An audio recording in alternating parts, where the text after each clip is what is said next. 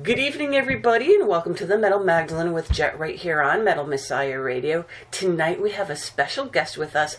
I have Lee Harrison, drummer of the legendary metal band Monstrosity. Welcome back to the show, Lee. Welcome. How are we doing? So first of all, Lee, give people a little history behind Monstrosity. You know, when you formed the band and with who, and some of what the band's career has been like over the years. We started in August of '90. Kind of the original main lineup was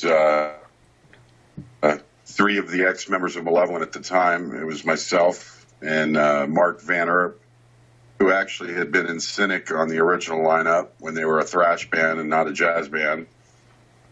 And then we had become friends way back then, so that's how we knew each other. And then he was in Malevolent. And then, of course, John Rubin, who he played on Imperial Doom. He was in Malevolent too, and he had played on Ten Commandments with Malevolent. And then things didn't work out with Phil, and so we all kind of joined together. And I had already been talking with this guy, Ted, who was living in D.C. area, and I flew up to meet him before all this, and we drove up to Philadelphia, and we hung out with a girl named Annie, who's a good friend of ours, and she was kind of the home base there in Philadelphia area, and Immolation would come hang out, Sepultura would stay at her house when they were coming through town, and that's kind of where I met George, Corpsegrinder, and before he was Corpsegrinder, and we hung out that weekend, and that's where I met him. So when it came time to get a singer, he was the one to call, and it was kind of a chance because we were going to bring in the guitar player too, but he wanted to take over the band and be in charge of everything, and when that didn't happen, he kind of bowed out. But we ended up, I had the ball rolling pretty much with we had some songs written. We were talking to Roadrunner every day, Road Racer, Roadrunner, whatever they were at the time. Monty Connor and Boy Cregan, who does Blabbermouth. We would sit there and kind of me and Van Erp would sit there and group, just talk about gossip, the day, and, just basically letting them know, hey, as soon as we get a demo here, we're coming back, and, we want to get signed. So December of '90, we did our first demo, and it turned out pretty good. It was raw and rough, but when we went back to go mix it, it ended up being too clean and all this. So we ended up just releasing the rough mix of it, and we just started sending it everywhere. And we were talking, like I said, we were talking to Roadrunner, and the plan was, we wanted to be on Roadrunner. We had, basically I had sent in the videotape for Malevolent for them to get signed, and out of my own money, and I had work to do that. And, Van Erp was kind of, he had talked to him too, and dealt with him about that album. And so we kind of already knew those guys. But by the time we got to recording our demo and getting the ball rolling, it was we were kind of at the tail end of the first death metal wave of Roadrunner. They had signed Gorguts, they had signed Immolation, they had signed Suffocation, they had signed kind of a lot of people, and so they ended up kind of throwing us off to Nuclear Blast just because they had already filled their death metal roster. I mean, they were jam packed, so we were kind of bummed at first, but that was kind of how it, we ended up with Nuclear Blast, and they didn't even have distribution in America yet. They just had, European stuff going on at that point. So that's kind of how the original thing came, and that's how we got to the first album, basically. Label problems and member changes, differentiating musical tastes. I mean, was there ever a time, Lee, over this career where you were like, F all of this? Well, the label changes and all that stuff didn't really happen until kind of right after that first album. So, it just a little bit. You think that, you ask yourself, but it really wasn't until after Rise to Power was the first time I really considered wow, should I keep doing this? We had we had released Rise to Power on Metal Blade over there in Europe, and I was doing it in America here on my own label, Conquest Music. And we ended up we had used a pretty solid booking agent over in Europe, a guy named Johan. We had used him for several tours, and everything went good. And our singer at the time had this different guy his name was Jens, and we made the mistake of using this guy, and we should have checked into him a little more. I just presumed, he worked for Noise Records at the time, and I presumed he was legit, and I ended up spending like $4,000 on plane tickets and all this, and then the guy just totally turned to be a flake, and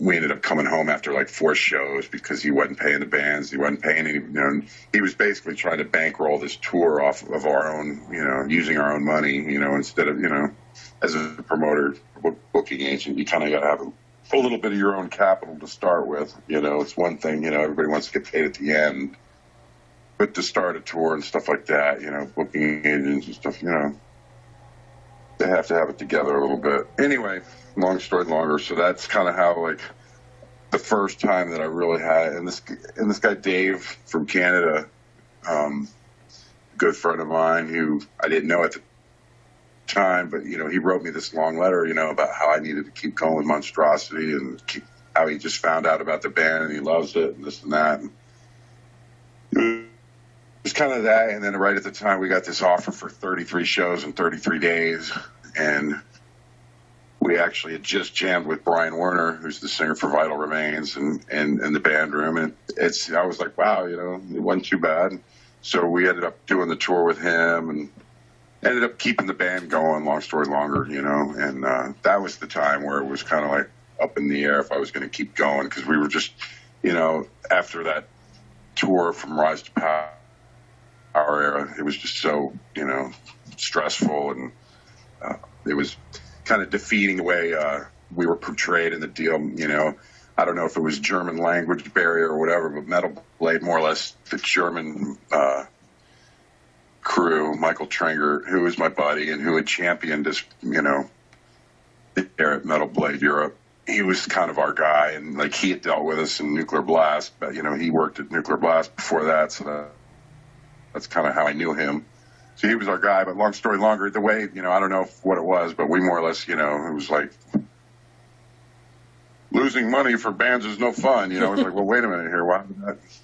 That's not what happened here. So we kind of got blamed for it, and so after that, we were just kind of like bummed about everything, and so around, 2006, after kind of like a 2-year hiatus or whatever, we kind of didn't do much for, 2 years there, and then we did that tour, and it kind of brought things around again, and, we had a little new life, and we were writing again. And then we came out with Spiritual Apocalypse. We ended up getting Mike in the band. On that tour, we ended up meeting Mike. He was in the opening band, Vile. And that's where we met him, and, we hit it off with him. And so that's how he got into the band. And then we put out Spiritual Apocalypse. We went right to Mexico with Marduk. Like, we were working 2 studios at Moorsound, and like, normally we, it's kind of a little more relaxed, but this, for whatever reason, we were, burning up the A room and the B room. We had guitars and overdubs going in the A room, and we had bass going in the B room, and Kelly Schaefer coming down, and it was fun.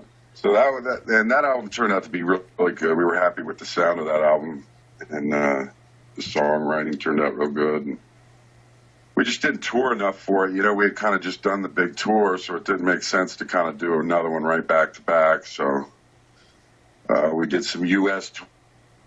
touring for that album, and then we did some South American little tour, Chile and Peru. Kind of went real deep and down there, and that was fun. That was killer. And then we did the Partisan Festival and Brutal Assault, and that was kind of like the end of the touring cycle, what seemed natural. And so I just, instead of just wearing us out on the road, I ended up, pulling us off, and we're just going to concentrate on the new album. And I didn't think it would take 7 more years, 8 more years. but it's not my fault. Trust me. Of course not. So Lee, recently we lost drummer Vinnie Paul, of course, and you guys opened for Pantera somewhere along the line, didn't you? Yeah, our third show ever as a band was opening for Pantera on the Cowboys from Hell tour. We had our first show was a nightmare. We imagine George in shorts and a leather jacket, nothing else. Okay. That was his preferred stage attire for the first show. It was that was his thing. So we got through that first show and we had changed the set list at the last minute. So we'd been practicing the songs in one direction, for so long, and then the day of the show we decided to change the set list totally backwards. So it just made, we totally had a bad show. It was really horrible. So the next show was with Deicide and Malevolent, and we were just fresh out of Malevolent, so we were hungry to really blow them away. We wanted to try to, make an impression here. And so we really we went in the, woodshedded in the rehearsal room and just really practiced a lot. And we brought in Rob Barrett, who is from Cannibal Corpse, as you know, and he played second guitar on that Malevolent show I'm telling you about with Deicide. And we really rocked, and we did killer. And it was a short set, only 6 songs, but we rocked them. So that night they were like, hey, or it wasn't even that night. It was the next day at noon. Hey, you want to go play in Orlando? Some band called Pantera. Sure. So we ended up, and we were dubbing demo tapes on the whole ride up. We had one of those cheap little boom box double cassette recorder things, and we were burning cassettes as fast as we could on the ride up. They're dead batteries. And that was kind of the first time that Monstrosity made a little name for ourselves in Florida. Those 2 shows really helped, and the word was out. I remember going in Orlando, Cam Lee was there, and bunch of other kind of underground metal people from Orlando, and it was kind of our first time really hitting it over there, and just people knowing who we are. We had a really good show, and Gar Samuelson from Megadeth, the original drummer, his band was opening up. He wasn't in Megadeth anymore. He was with a band with his brother called Fatal Opera. And they played right before us, and I felt horrible because everybody sat down during their set, and then we came on and just crushed. It was right when death metal was hitting, and it just, poor guy. And he played great, too. He was awesome. So, and he was a nice guy. So, but I just remember that was that same show with Pantera. It was Gar Samuelson opened up, and I think Deicide played, and they might have played that one, too. But it was a fun show, and that was our third show ever, and we conquered on that one too. We had a nice theater show and good crowd. So that was the early days, and that was your Pantera story. Now, okay, so in 2012 you guys released a DVD, Live Apocalypse. So tell us about that DVD and what was that all about? That was another nightmare. I'm finding all the nightmares, Lee. Yeah. That was the 2 shows I was telling you about, the Partisan Festival and Brutal Assault Festival we did in 2010. They have companies, that's kind of one of the things these festivals do now is they turn the filming of bands into a business and get kickbacks off that and stuff. So it was kind of one of those deals where they had hired this company to come in and they just film the whole show, and then if the bands want the performance, they can purchase them. They get a song for free maybe, but if you want to buy the whole show, you can do that. And I wanted to do the Partisan Festival because it was a longer set and it was a little bit better of a performance, actually a lot better. But they wanted just a ridiculous amount of money. No offense, but so we ended up just going with the Brutal Assault show. It was a little cheaper, had the multi-track still, so I was able to mix it myself. and do all that. And then I used some of my, I had my drum cam. I ended up splicing that shot in with it and kind of making it a little better. And I think we were actually missing the camera too, because like when they sent it to us, it seemed a little weird. But yeah, I wish it was longer and I wish it was a little better. It was kind of a rough gig for us that we actually put out as our DVD, but and it was real short. We were rushed because we played Brutal Party Song the night before, and I mean, it was so muddy that year. It was like there was just no way you could walk anywhere without getting muddy. So back at the hotel, I mean, the hallways were just covered with mud in that poor hotel. But so we ended up leaving like at 6 a.m. and driving to wherever. And so we got there they were like literally waiting for us to get on stage. So that was our DVD shoot. Yeah. Okay, so this September you're going to be releasing your 6th full-length album off of Metal Blade Records called The Passage of Existence. So right off the bat, Lee, explain to us the reason for the title of the album. That was actually something I came up with last minute and kind of right at the end. That's kind of how it's been the last few times. I usually get everything, the album's finished and mixed and about ready to be put out, and then I'll come up with the title. And with this one, it was kind of just one of those sentences that came down. Like I had passage in like the original. I was going with rites of passage as a title, and I really didn't want to do that because that was kind of that's kind of used up and been done. So I just had passage in my head, and I just kept thinking on it. And finally came up with Passage of Existence. And why I like it is because it's kind of has like maybe even a triple meaning. Where you can look at it as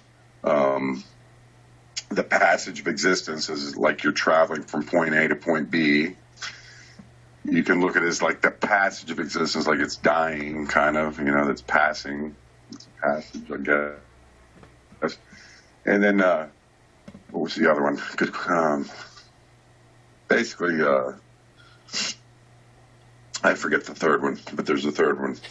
And it's a secret. It's a secret third one. Yeah, that's for you guys to figure out. Now, this is the first. It's just, you can kind of look at it in 2 different ways. You can look at it different ways. You can look at it, So I like that, the ambiguity of the title. Now, this is the first album in almost 10 years. So when did the writing process start for this album, and how long did it take to finish it up? The first song was written in 2011. That song was called Eyes Upon the Abyss, and that was kind of one that I just a song that I wrote, and then I sent that up to Matt Barnes, the guitar player, and he ended up tweaking it and making it better, and then sent me the demo of that. And then me and Mark English went in the band room and just, rehearsed it for several weeks, and really kind of fine-tuned it. And then Matt had a couple songs kind of already written, and then Mark had a couple songs already written, like just the shells, the skeletons of a song. So we started, I think it was Cosmic was the first one, the single song. That was the first one Matt contributed, and me and Mark kind of, worked that out in the band room and changed little things here and there. But for the most part, it's basically a song, the way it was written. And then Radiated was another one that he did that was killer. And then Mark English had, Kingdom of Fire was the first one I wrote with him, and his first song. And he's real tedious. He likes to, write everything and then break it all down and rewrite it again and flip it, a bunch of different ways. And I don't mind, it's fun for me. I don't mind, doing it. It's part of the journey. I tend to be more, once I write it, and that's kind of it. That's kind of how I write. But I do work on things, but I just don't. He likes to tear everything down 10 different ways. We do too, but or I do too. But it's just, I'm a little more easier to please, I guess. And then so that's kind of like 2011 is really when it kicked in. 2012, and by 2013, I think we had everything pretty much written. Let me think how that works. Basically, we started recording the guitars first. We did we knew we were going in June, so like in March or April, I started tracking everything with Mark English at his house, and I ended up taking that to the studio in Sanford, Audio Hammer, and using that as kind of like my guide. When I did Spiritual Apocalypse, I didn't have any guitar. Like Mark English had to work or whatever it was, and he just didn't go to the studio that day. And so I ended up cutting my drum tracks, just to a click track and nothing, using my memory about the arrangements and everything. So they're all, it was all in my head. So this time we had the guitar tracks at least, as a reference, and could, I would follow that. We just plug it in on the computer, and I could play along with it. That worked out pretty good. That was nice. So, but then, the guitar track should have been done, but then Mark decided to basically redo the whole album afterwards, so that's how that happened. And then he really, like I say, he just really took his time and, poured through each riff and made sure he was happy with it all. And then I'd say that was, and I'm like waited a month just to even get ready to do the tracks, just because we didn't think it was going to take this long. But so we got a month after that to chill out and relax. And,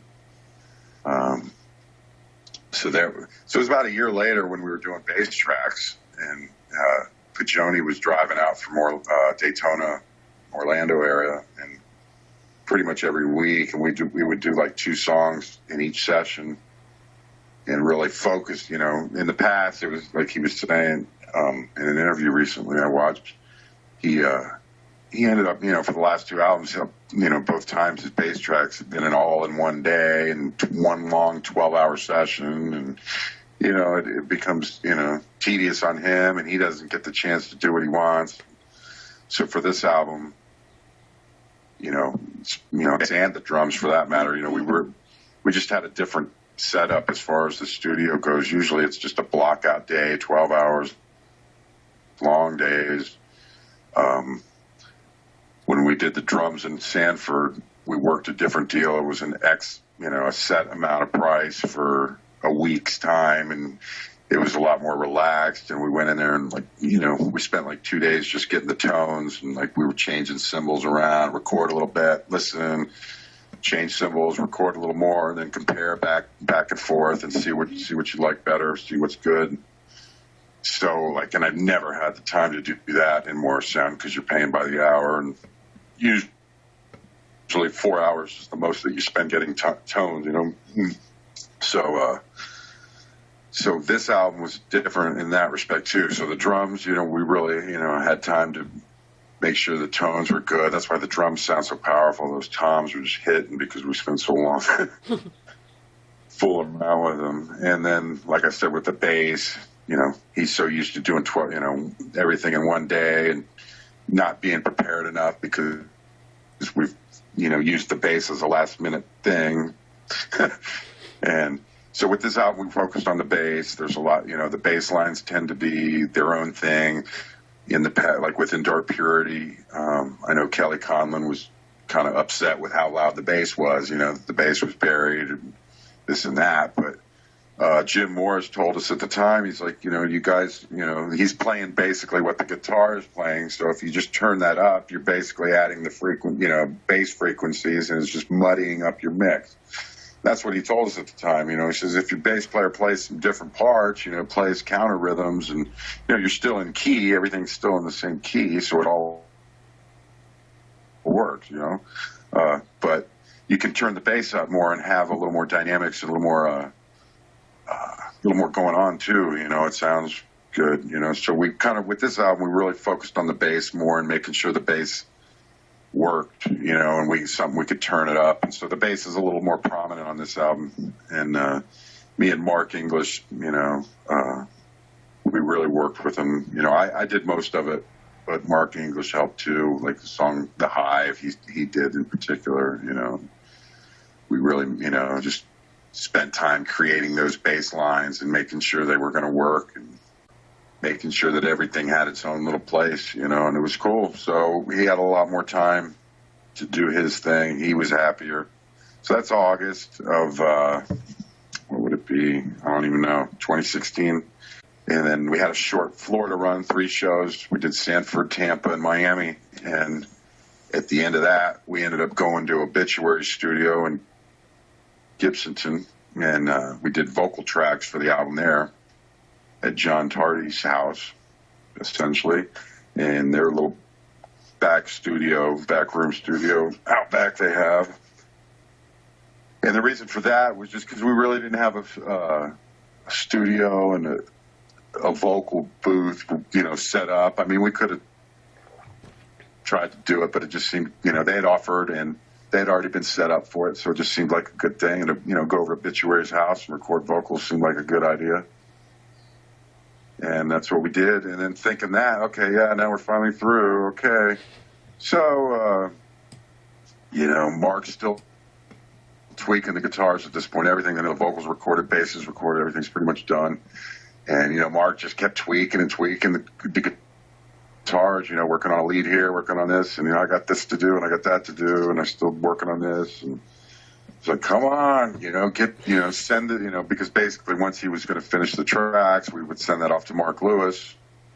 And he was going to handle the mix, and do all that. So, like, come on, send it to the guy. So finally, Mark Lewis is ready to work on our album. We, had a tentative time. We thought we would be finished, and then we came to that point, and Mark wasn't ready yet. So Mark English, that is, and so Mark Lewis kind of moved on. I forgot what it was, Devil Driver, Whitechapel, one of those kind of bands. He ended up recording those albums and moving on because we weren't ready.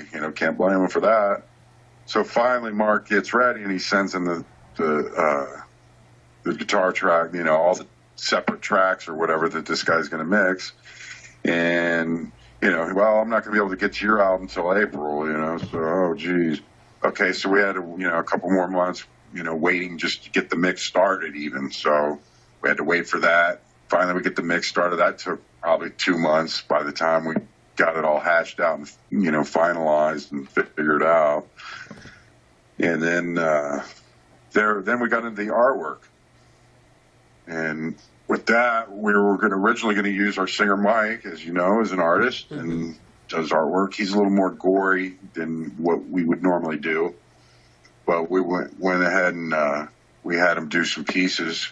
And I had this idea. My original idea was that I was going to take the guy from the Horror Infinity demo shirt. He was like a little skull face guy with the antlers. And the idea is that he would be on the left side of the image, looking towards the right side, holding out his hand, and he would be blowing into his hand, blowing dust out of his hand, and the dust basically turns into planets, and the planets are heading towards a black hole. So that was my original concept. That was what I told Mike. I was like, I want to do this, and I kind of drew like a quick sketch, and then he ended up doing kind of his version of it. And then right at that same time, we were contacted by a guy named Big New Bialik, and he's the one who does the Ghost artwork, the band Ghost. And he's done Vader, he's done Paradise Lost, he's done Entombed, maybe. I think he did one for Entombed.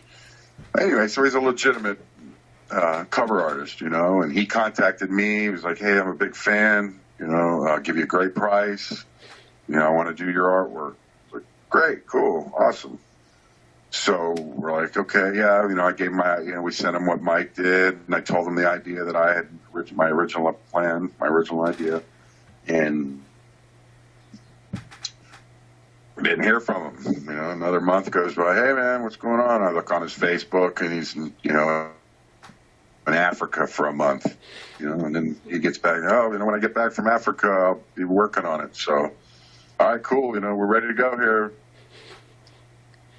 So finally, it was like, months are just going, it's like time's just, flying by here. And it's like, hey, man, any luck, any word, any news? And it just got to the point where, I'll tell you what happened was, as you know, I play with Terrorizer and Pete was talking to this guy about a T-shirt.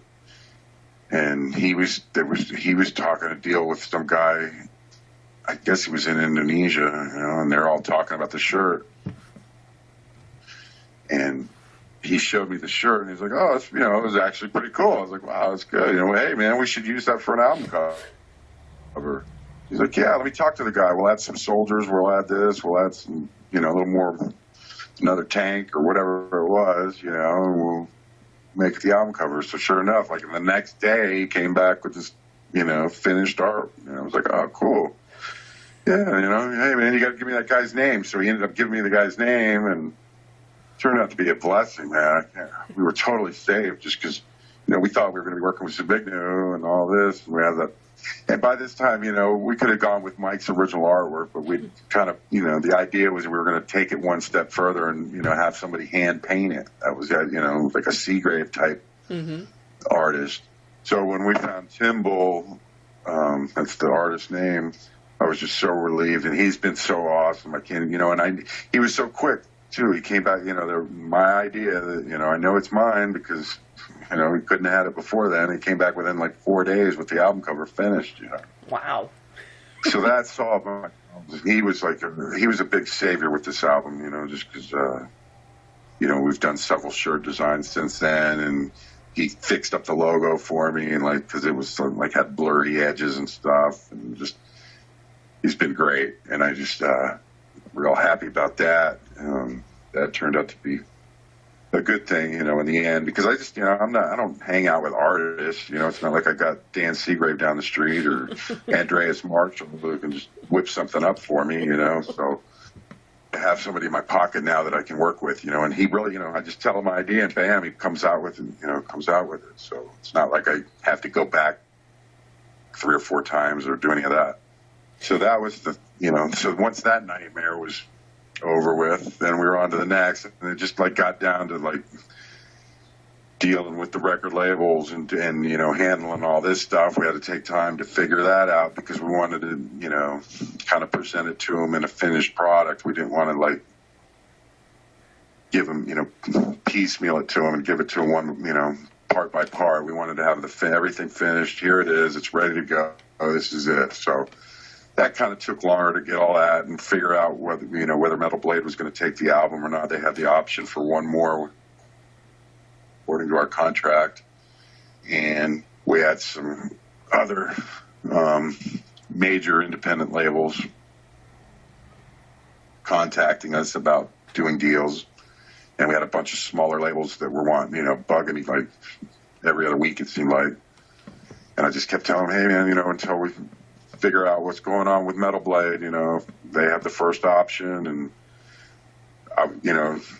Metal Blade was happy. They were like, yeah, we want it, and then we ended up working the deal for the US too and the worldwide for this album, because in the past it was Europe only, and then I do it in America on Conquest Music.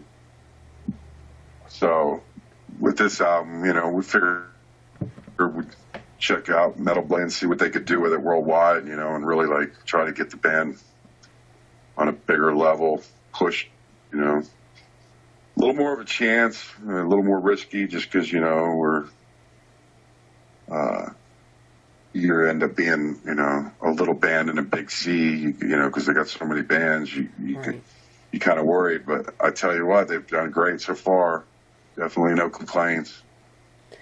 And it's kind of it's a relief for me because I can focus a little more on the music, and the fans are happy with the distribution.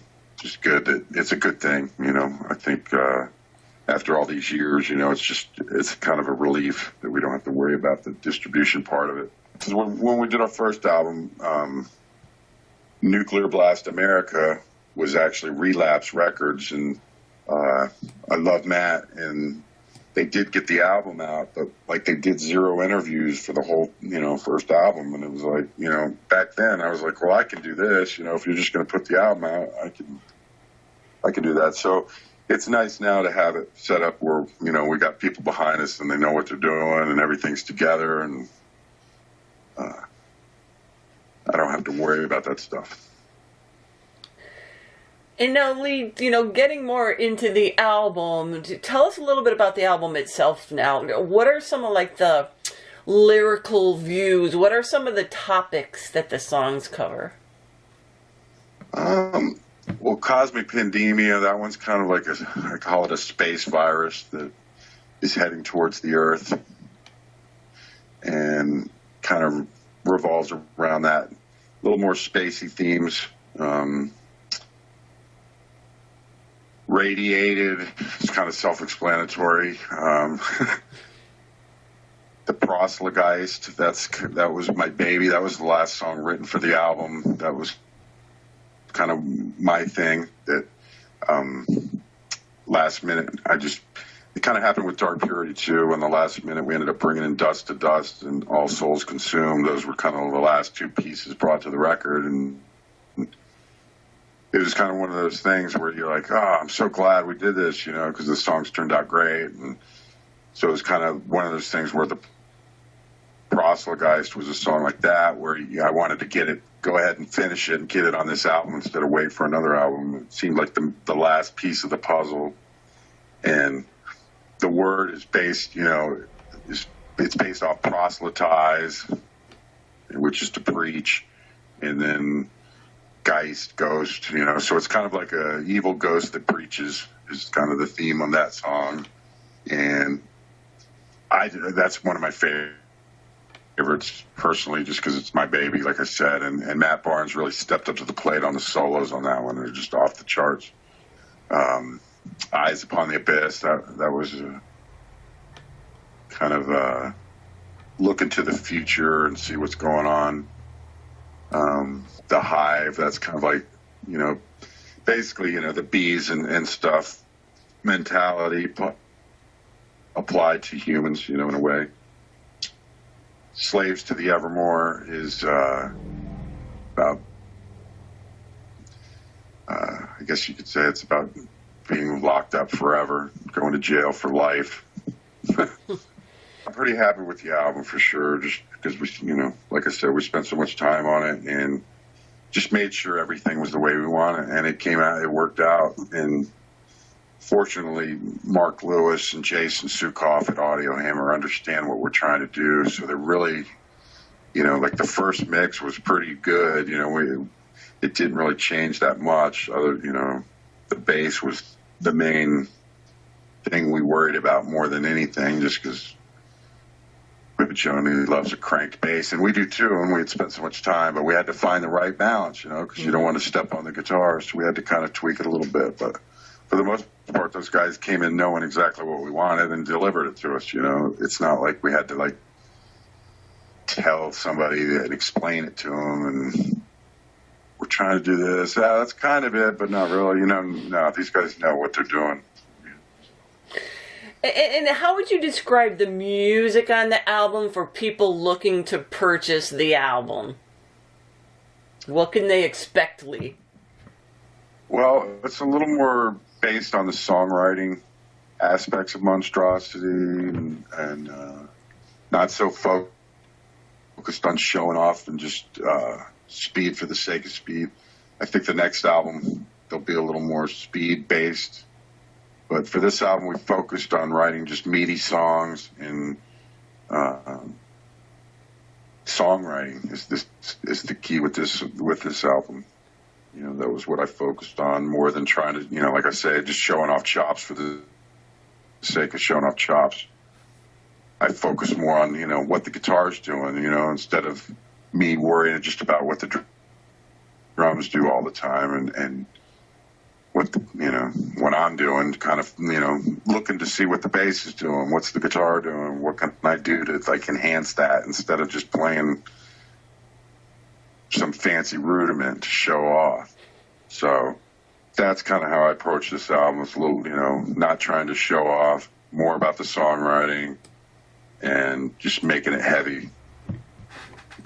So that was kind of where the focus was for this. And earlier today, you guys released the first song off the album, Cosmic Pandemia. Now, why did you choose this particular song? I know you mentioned the song a little earlier, and although it's only been a few hours since it's been released, what have been some of the reactions to it so far? What's that? I think you mentioned a little bit what that song was about. Yeah, that was kind of like I said, it was a space virus type thing. And Mike actually wrote the original lyrics, and then I kind of went through and shaped them up a little more, made them, just tweaked them and added my thing to it. And as far as the first single, it's heavy. It kind of represents where we're at. It's not trying to be super show off, but it's super heavy and has the killer riffs.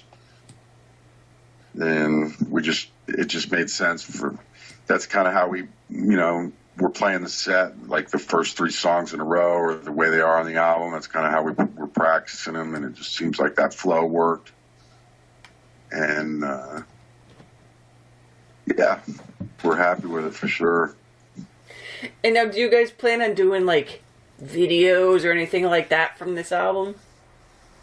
We're working on some stuff. Oh, cool. Yeah, the answer is yes, because that's the plan. And now, are you guys going to be doing some, like, touring, throughout the year, or maybe after the album releases in September? Yeah, after the album comes out, we've talked about, we were trying to work on some stuff, but the timing didn't work out.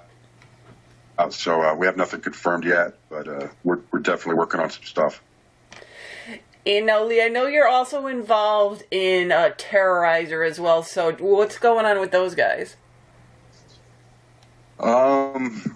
We did get our release date. I don't know if I'm allowed to tell you, so I can't do it yet. Okay. But I can tell you it won't be long after the Monstrosity. Oh, cool. And it's a great album, too. I'm really happy with that. And I just can't wait for the world to hear it. And now, what about with them? Do you have any tours or shows planned with them this year? We're doing that Mass Destruction Festival in Atlanta in November, and that's kind of the one thing we have right now. I think Pete's doing a little house renovating at the moment, so he's focused on that, and we're just kind of taking it easy right now. I've been focused on the Monstrosity, and I'm doing that right now, and we're just kind of in the holding pattern, waiting for the End Records to figure things out, and they just sent us an email saying they got to figure it out. So it's looking like things will happen pretty soon here. And also, I just noticed a couple hours ago as well that there's pre-orders are starting for the album. And do you have a couple of different packages that are available?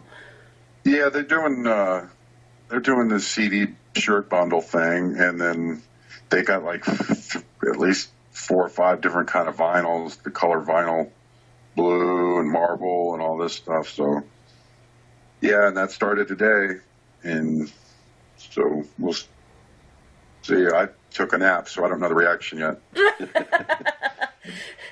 Posted and went to bed. So well, the last I peeked in there, I was waiting all day, for something to happen, and then as soon as I saw you post it, I couldn't wait to see what song it was, and that's a great song.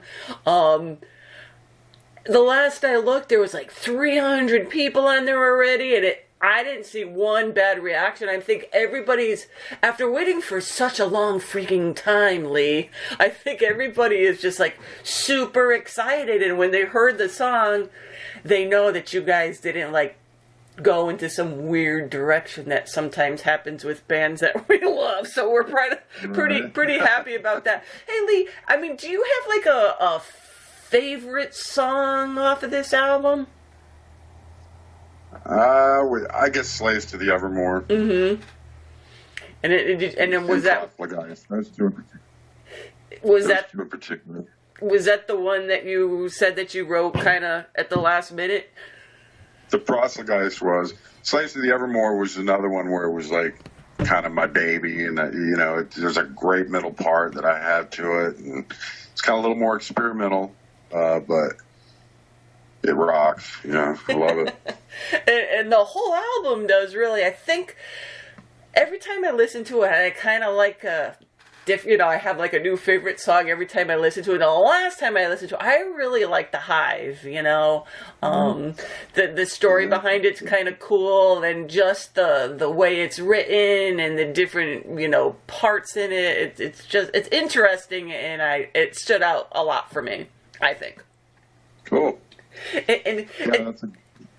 That's a good one. A lot of 7, 9s, and 11s in that one. Yeah, it's really awesome. And Haley, if people want to know more about the band, pick up some stuff, start pre-ordering, what are the best sites to go to get all this information? Metal Blade is the obvious one for the new album, and conquestmusic.com, where you can get all our merchandise, the T-shirts, Dark Purity, Millennium, Imperial Doom T-shirts, Horror Infinity T-shirts, all that stuff. We got a Conquest Music. Those two are pretty much the main ones: Metal Blade and Conquest Music. And I know, too, for everybody that just does the old Facebook, you can get all the links from your Facebook page. I notice they're all up there, so make it really easy for people. And, there you guys have it. Metal Legends Monstrosity have a new album coming out September 7th off of Metal Blade Records called The Passage of Existence. You could go today and start pre-ordering that. They have a bunch of different packages and bundles up there. And Lee, thank you so much for coming on the show to tell us about the band and making this album, and all the best with the new release and touring schedule and all that fun stuff. Thank you, Jet.